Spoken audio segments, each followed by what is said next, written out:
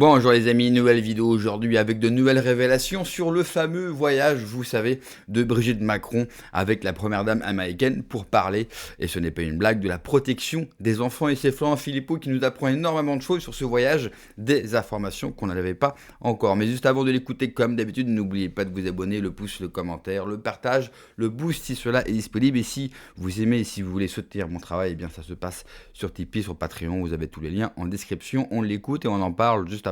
Brigitte et la protection des enfants. C'est pas une blague, on y est. Il y a une dépêche AFP qui a parlé de cette réunion qui a choqué, qui était sortie le 24 mars parce que l'Élysée avait communiqué officiellement. Donc c'était vraiment pas Brigitte Macron à titre personnel, c'était vraiment Brigitte Macron institutionnelle. Communiqué de l'Élysée, dépêche AFP ce 24 mars. Le titre: Brigitte Macron va participer ce 25 mars, donc ça vient d'avoir lieu, à une réunion de Melania Trump, donc l'épouse d'eux, à la Maison Blanche. Elle prendra, je cite, la parole sur le thème du bien-être des enfants à l'ère numérique. Et vous allez voir que ça n'est pas anodin du tout. Dans quel cadre? Il faut creuser. C'est dans le cadre de ce qu'on appelle la coalition, alors en anglais, Fostering the Future Together, donc ce qui veut dire en français, construisons ensemble l'avenir. Magnifique. Avec surtout des conjoints et conjointes de chefs d'État et de gouvernement. Alors on va creuser derrière ce qu'il y a, ce fostering, cette organisation. Ça a été lancé à New York lors de la 80e Assemblée Générale de l'ONU, très exactement le 23 septembre 2025, donc ça n'est pas vieux. Là, il s'agissait vraiment du sommet inaugural, donc avec Brigitte Macron. Aujourd'hui, c'est 45 nations représentées, donc, dont la France, vous avez compris, mais également ce qu'ils appellent sur leur site, parce qu'il faut creuser tout ça, 28 entités technologiques, essentiellement des entreprises technologiques, et vous les connaissez, qui financent. Les nations ne financent pas, c'est financé par elles. Vous avez notamment OpenAI, vous avez Microsoft, vous avez Google, et vous avez, très présent, Palantir. Alors Palantir, c'est une société, si vous connaissez, ou sinon renseignez-vous, qui fait régulièrement polémique. C'est très importante, polémique sur la surveillance de masse, notamment mise en cause dans son rôle présumé de ciblage par l'armée israélienne massive à Gaza, tous les carnages qu'on connaît. Dans son rôle, il y a également une polémique au Royaume-Uni d'utilisation des données de santé. Tiens, ça nous fait penser, carnet de vaccination, passe sanitaire, identité numérique. Et des lanceurs d'alerte sortis de Palantir ont même alerté justement sur, je cite, des usages autoritaires. C'est ça qui est au cœur de ce fostering. Alors, le premier sujet qui fait d'ailleurs polémique beaucoup outre-Atlantique, c'est que Brigitte Macron vient de parler de la protection des enfants, du bien-être des enfants à l'ère numérique. Aux États-Unis, vous savez l'histoire de sa rencontre quand elle avait 39 ans et Macron 14, la prof et l'élève. En France, c'est difficile d'en parler. Aux États-Unis, il n'y a pas de problème. Ça fait polémique. Ça a toujours fait polémique quand ils l'ont su, dès qu'ils l'ont su. Bon, là, elle vient de parler de protection des enfants. Alors, par ailleurs, alors c'est vrai que pour l'anecdote, beaucoup l'ont remarqué, à la télévision américaine, quand ils ont... Donc Brigitte Macron s'est exprimée en français, et ça, on ne va pas lui en faire grief, parce que je pense que Macron devrait le faire, il faut s'exprimer dans la langue française. Donc ça, je ne lui reproche pas du tout, au contraire. Donc elle a été doublée en américain, en anglais, à la télévision américaine, et elle a été doublée par une voix d'homme. Ce qui est bizarre, normalement vous doublez les femmes par des voix de femmes, les hommes par des voix d'hommes, traditionnellement. Ce qui est quand même plus logique pour éviter la dissonance cognitive pour les gens. Mais là, c'est une espèce de petit truc, peut-être... ils lui ont peut-être fait, en tout cas certains, soit directement l'organisation à la Maison-Blanche, soit dans les médias, un petit croc en jambe, vu son procès, en fait. Parce que c'est eux, les Macron, qui ont décidé de faire un procès extravagant. C'est le procès contre Candace Owens. Je rappelle que Brigitte Macron est partie civile, bien sûr, mais aussi Emmanuel Macron comme président de la République. C'est tout à fait une première, tout à fait extravagant, tout à fait fou. C'est eux qui mettent du carburant dans cette affaire, en fait, du feu sur l'incendie pour que ça devienne un brasier. Et alors, on peut se poser la question de qu'est-ce qu'elle faisait là-bas à ce moment-là, parce qu'elle a vu Melania Trump. Eh bien, sachez que la première audience, la première fois que le tribunal va se réunir aux États-Unis pour voir justement si ça reste dans le Delaware ou pas, ou si l'action judiciaire s'éteint, ou si elle est fédéralisée, ou si ça change d'État. Enfin voilà. La première session judiciaire, c'est en avril. Là, on est fin mars.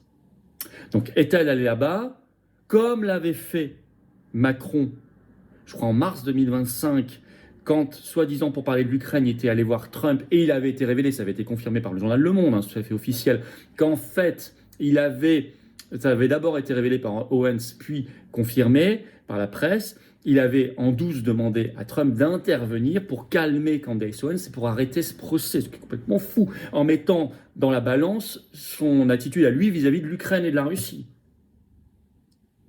Et donc là, on se dit, est-ce qu'elle est allée faire le même genre d'opération à quelques jours de l'ouverture du procès? On en reparlera peut-être dans notre direct, si vous voulez, ce vendredi à 19h sur cette chaîne, de tout ça, car il y a du nouveau. En tout cas, ce qu'elle a dit sur le fond, c'est très politique, pas anodin.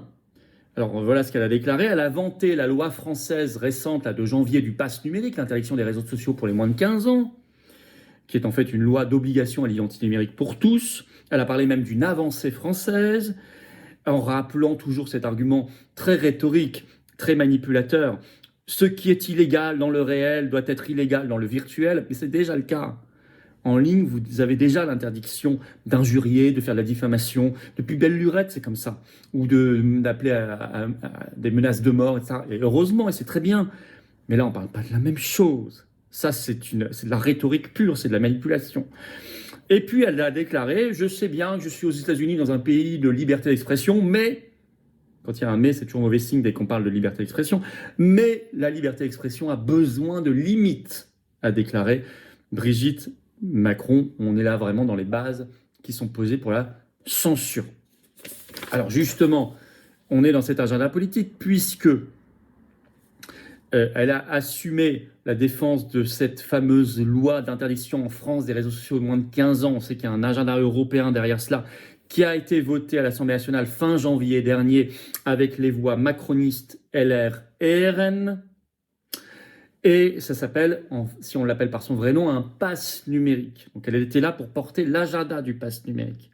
Et d'ailleurs, l'Élysée ne s'en cachait pas. Dans leur communiqué d'annonce, je reprends la dépêche AFP de ce 24 mars qui annonçait, voilà ce qu'on y trouvait.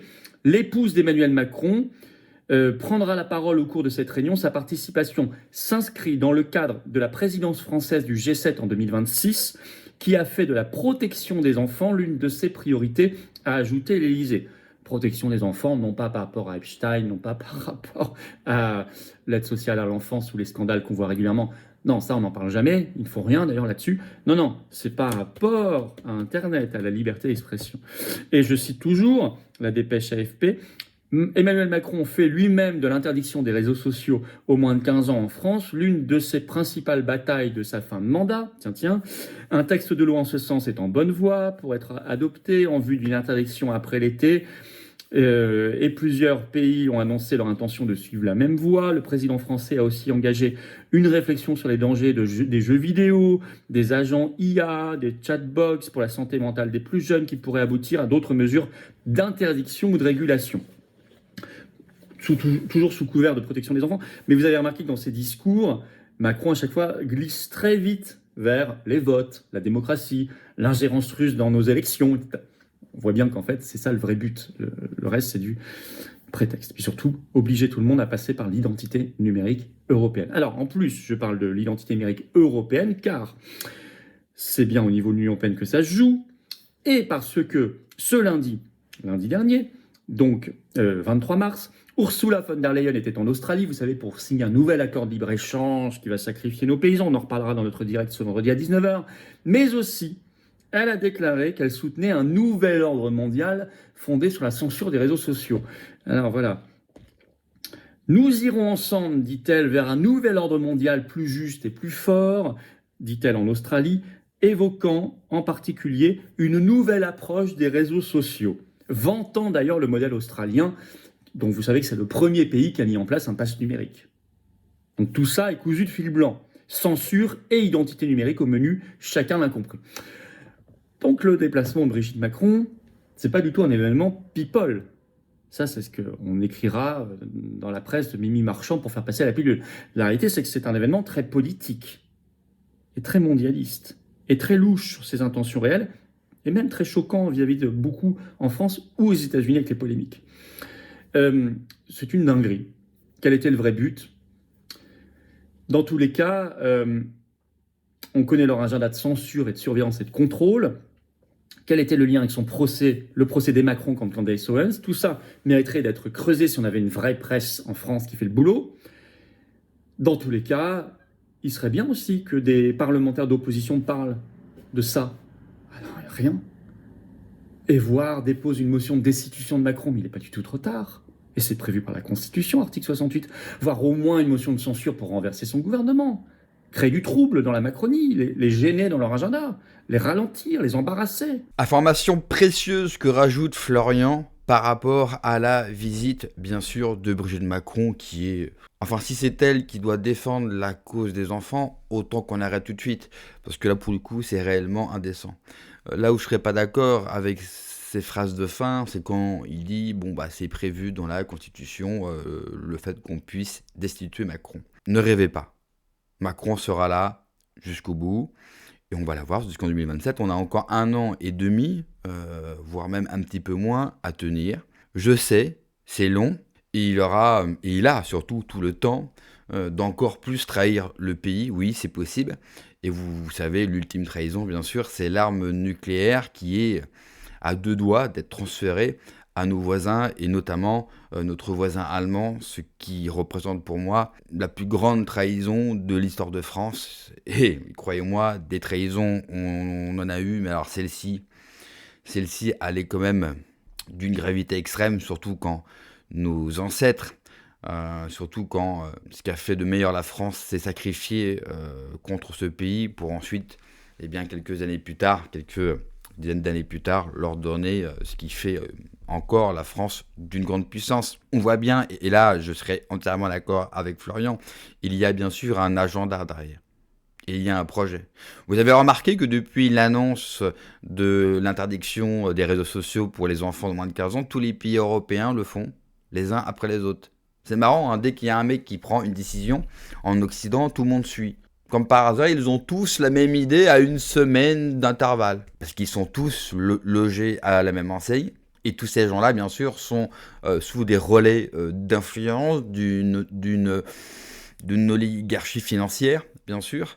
L'affaire Jeffrey Epstein nous révèle aussi tout ça, que tous ces réseaux en fait, contrôlent nos pays. C'est pour ça que je sais que j'ai choqué beaucoup de gens en disant d'un point de vue public que je n'ai pas voté. Parce qu'aujourd'hui, on se rend compte que la démocratie, elle sert à quoi, en fait, aujourd'hui? C'est plus eux qui dirigent. Alors, bien sûr, c'est ceux qu'on combat, parce que c'est eux qu'on voit devant nous, c'est eux qui passent dans les médias, mais derrière, il y a des groupes d'influence, des groupes de puissance financiers qui sont bien plus importants. Et là encore, cela nous permet de nous rendre compte que même si destituerait Macron, même si on ferait un Frexit, même si Florian Asselineau, qui vous voulez, soit demain président, mais vous vous rendez compte ce qu'il va falloir faire pour retrouver notre liberté. Parce que même en quittant l'Union européenne, même en ayant un bon président, il y a tellement de pouvoir contre nous, contre la France, que la marge de manœuvre va être très limitée. Et surtout, faire comprendre aux gens qu'il va falloir faire des choix radicaux si on veut pouvoir s'en sortir, parce que sinon, cela recommencera. Il faut briser la roue, cette roue diabolique dans laquelle est la France depuis maintenant trop longtemps. Merci d'avoir regardé la vidéo, les amis. N'oubliez pas, comme d'habitude, de vous abonner, le pouce, le commentaire, le partage, le boost de la vidéo. Prenez soin de vous, que Dieu vous protège. Allez, ciao.